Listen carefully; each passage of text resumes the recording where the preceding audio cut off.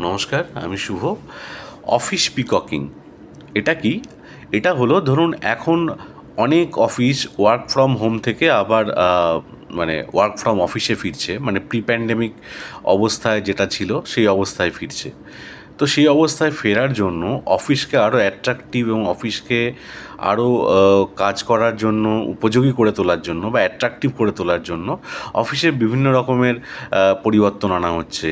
যেমন furniture change হচ্ছে, অফিসের দেওয়ালের রং চেঞ্জ হচ্ছে, অফিসে বিভিন্ন রকমের অ্যাক্টিভিটি করা হচ্ছে, অফিসকে সুন্দরভাবে সাজানো হচ্ছে, কিচেন চেঞ্জ করা হচ্ছে, সোফা চেঞ্জ করা হচ্ছে। যে এই যে পুরো প্রসেসটা অফিসকে সুন্দর করে সাজানো, যাতে অফিসের মানুষ যারা কাজ করতে আসছেন তারা আরও অ্যাট্রাকটিভ বোধ করেন অফিসে আসার জন্য, তো সেটাকেই বলছে অফিস পিককিং।